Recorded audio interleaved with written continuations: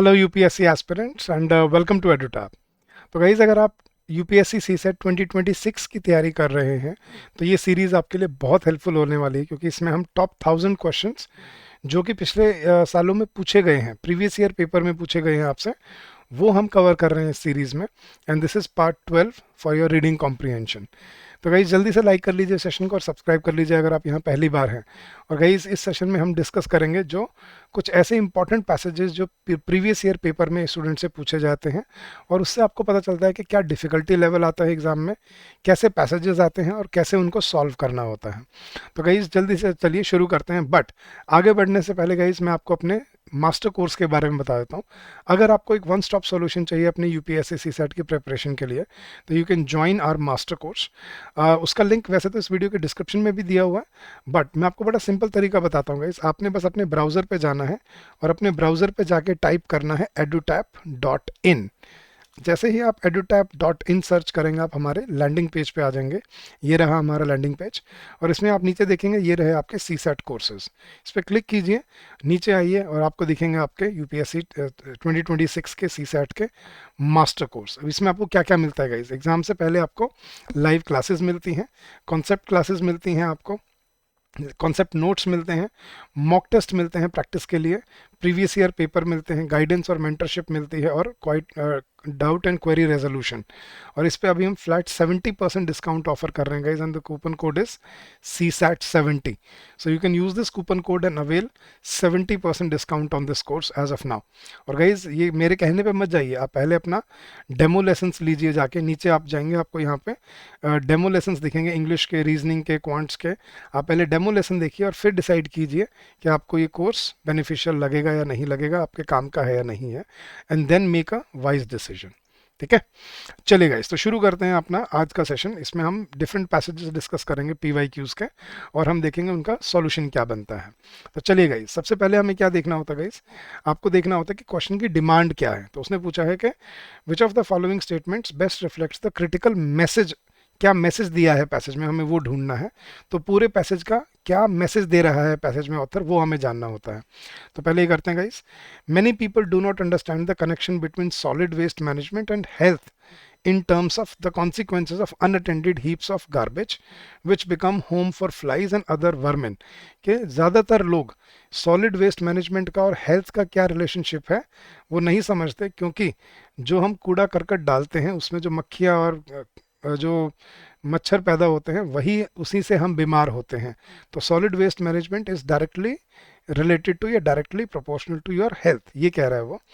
However, there is another aspect that is not well understood, that is what happens when unscientific solid waste management combines with poor drainage and dumping of untreated sewage into drains which are meant to carry storm water during rains. तो कह रहे हैं एक और चीज़ है जो हम नहीं ध्यान देते, वो है कि जब unscientific solid waste management combines with poor drainage, जहाँ पे साफ सफाई नहीं होती, और अनट्रीटेड डंपिंग को स्यूएज में, मतलब स्यूएज के ड्रेन्स में, नालियों में डाल दिया जाता है सॉलिड वेस्ट को, which are meant to carry storm water during rains, जो कि बारिश के पानी को ले जाने के लिए बनी होती हैं। जब वहाँ पे कूड़ा करकट इकट्ठा हो जाएगा तो फिर उससे भी बीमारियाँ फैलती हैं। The result is choke drains which are full of stagnant water breeding mosquitoes resulting in spread of water borne diseases. तो हमारे बेसिकली वो क्या कहना चाह रहा है, सॉलिड वेस्ट मैनेजमेंट या वेस्ट डिस्पोजल बहुत ज़रूरी है आपकी हेल्थ को अच्छा रखने के लिए। अब पढ़ते हैं option guys. In India the drainage networks are not separate for sewerage and storm water. ये कहना चाह रहा है वो कि इंडिया में जो सीवेज है वो स्टॉर्म वाटर के लिए और सीवरेज के लिए अलग अलग नहीं है, ये मैसेज है? No. Urban local bodies do not have enough resources and legislative authority to deal with the problems of waste management. Okay, urban bodies के पास इतने पैसे, रिसोर्सेज नहीं है और लेजिस्लेटिव अथॉरिटी नहीं है। वैसे उसने कुछ बोला नहीं है ऐसा, बट देखते हैं। सी है guys, solid waste management should be integrated with the maintenance of drainage and sewerage networks, fair enough, ताकि ब्लॉकेज ना हो। And fourth, bad management of solid waste and sewage systems by our municipalities is the reason for drinking water shortages in the cities. Drinking water shortage का कोई logic नहीं बन रहा है यहाँ पे।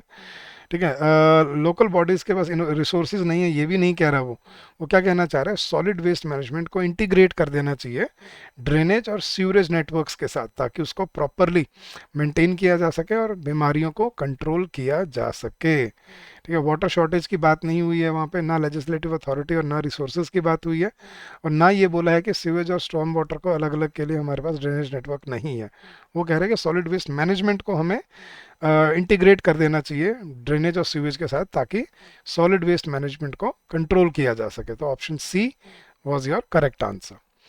चलिए गाइस आगे बढ़ते हैं, देखते हैं उसने अब नेक्स्ट में हमें अजम्पशंस दिए। अजम्पशंस में गाइस अजम्पशन पहले मत पढ़ना, नहीं तो बायस आ जाएगा।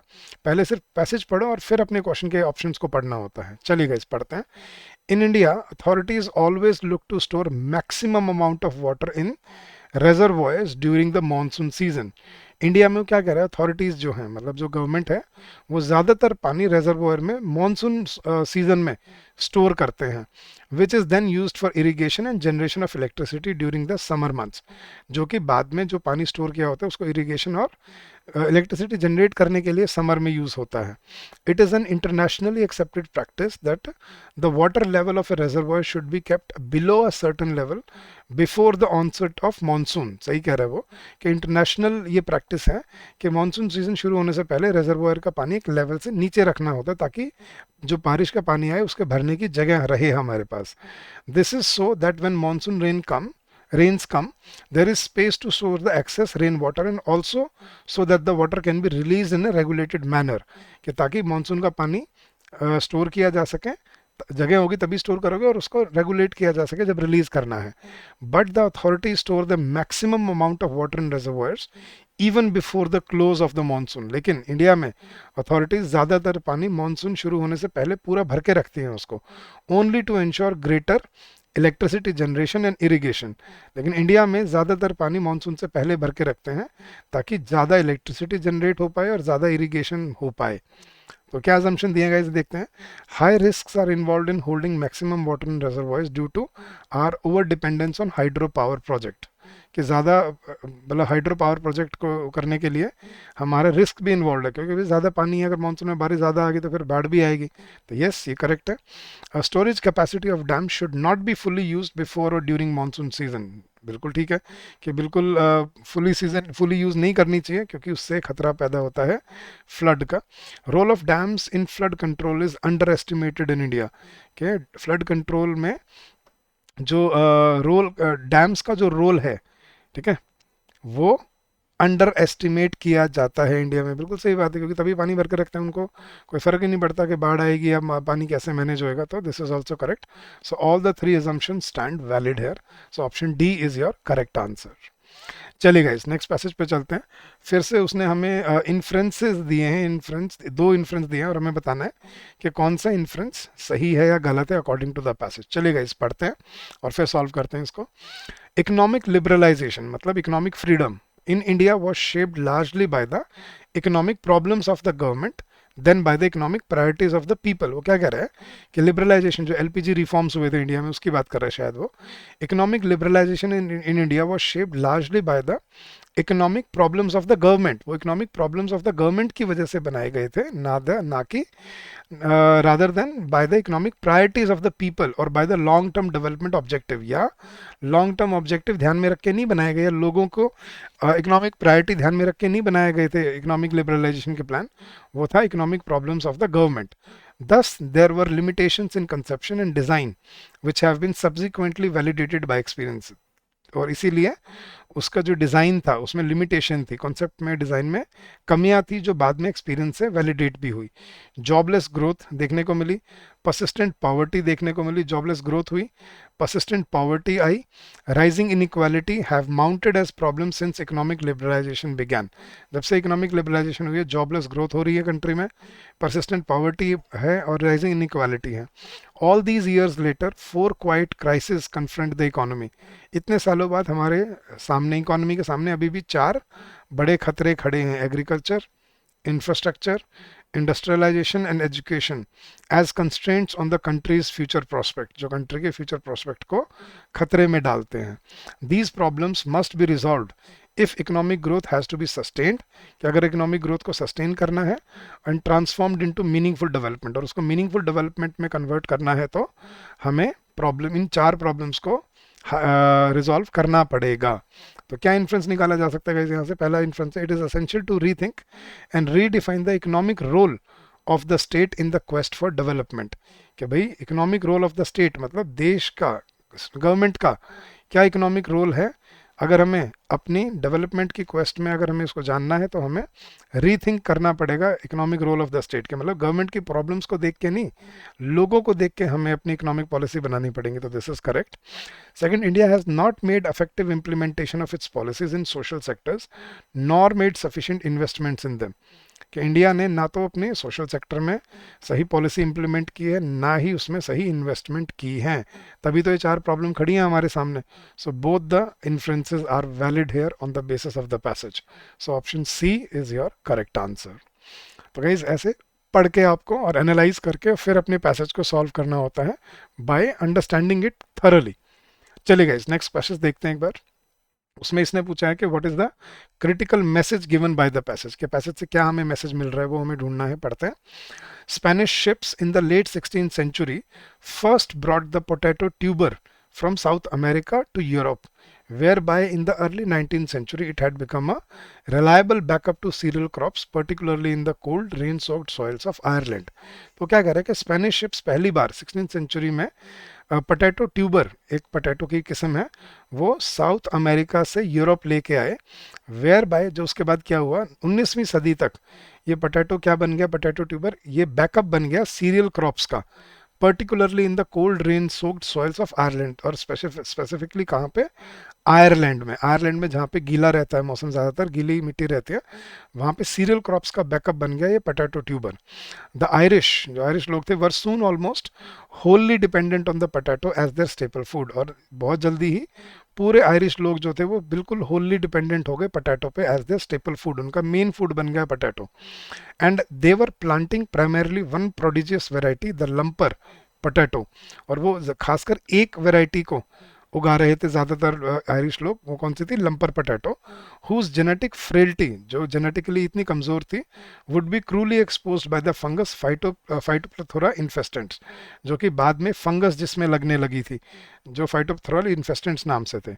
इन 1845 में क्या हुआ? The spores of the deadly fungus began spreading across the country, कि इसमें जो फंगस थी, डेडली फंगस थी, इसके स्पोर्स पूरे देश में फैलने लगे, destroying nearly all the lumpers in its path, जिसकी वजह से जितना ये लंपर पोटैटो था, सारा का सारी फसल जी थी पूरे देश की, वो खराब हो गई।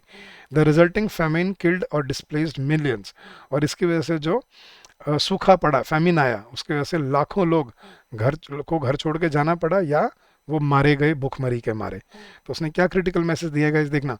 For introducing any foreign plant into a country the soil and climate conditions of that country should be suitable, कि कोई नए प्लांट के लिए उस कंट्री की कंडीशन सूटेबल होनी चाहिए, तभी उसको लाना चाहिए। Okay. As a staple food of a country, tuber crops like potato can not replace cereal crops. ये नहीं है कि पोटैटो रिप्लेस नहीं कर सकते सीरियल क्रॉप्स को, बात ये है कि उनको हमें थोड़ा ध्यान से हमें जब करना चाहिए तो इंट्रोड्यूस करना चाहिए किसी नई जगह पे। Some of the fungal infections और plants can not be prevented और stopped from preventing across large areas, कि कुछ फंगस को रोका ही नहीं जा सकता, ऐसा कुछ नहीं है guys. And relying on a homogenous food source is not desirable. Guys ऐसा फूड सोर्स जो होमोजेनस है, ये डिजायरेबल नहीं। होमोजेनस गाइस जो एक ही, मतलब हर जगह एक ही उगाया जा रहा है, ये डिजायरेबल नहीं है, आपको अलग अलग क्रॉप्स उगानी चाहिए। यस, यही कह रहा है वो कि अगर एक ही क्रॉप पे डिपेंडेंट हो जाओगे, अगर उसमें कुछ कमी आ गई तो सारा देश मर जाएगा।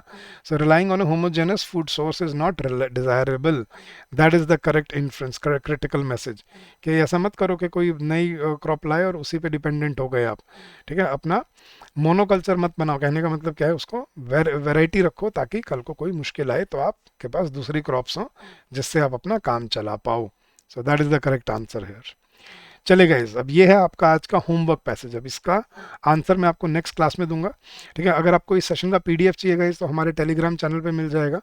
लेकिन इसको आपने क्या करना है, इसका सॉल्व करके इस पैसेज को, और आपने मुझे इस वीडियो के कमेंट सेक्शन में इसका आंसर बताना है कि क्या सही आंसर है इसका। आपने इन्फ्रेंस ढूंढना है, और पैसेज मैं आपके लिए पढ़ देता हूँ guys. Bank credit to the industrial sector has started shrinking. Its decline has been a serious concern as credit growth is essential to revive investment. The problem's origins lie in the incomplete reforms of the last 25 years. An institutional change that should have followed the 1991 reforms should have been setting up of a resolution corporation for banks. In a market economy with boom and busts, banks should be allowed to be set up and to fail. Today, we cannot shut down banks because there is no proper system to shut them down. Weak loss-making banks continue to need more capital. अब आपने बताना है कि इस passage का सही inference क्या है इस बात से जो उसने कह रहा है वो यहाँ पे। तो पढ़िए, पढ़ के बताइए क्या सही आंसर है ऑप्शन में से, और इस वीडियो के कमेंट सेक्शन में आपने मुझे अपना आंसर बताना है गाइस। और जाने से पहले फिर से मैं आपको अपने कोर्स के बारे में बता जाता हूँ गाइस। हमारा मास्टर कोर्स जिस पे अभी फ्लैट 70% डिस्काउंट ऑफर कर रहे हैं हम, ठीक है, वो आप यूज़ कर सकते हो अपनी एग्जाम की प्रिपरेशन के लिए। The coupon code is CSAT70। Link आपको इसी वीडियो के डिस्क्रिप्शन में मिल जाएगा, नीचे आप स्क्रॉल करोगे तो और वहीं से आप क्लिक करके सीधा हमारे कोर्स पे रीडायरेक्ट भी हो सकते हो।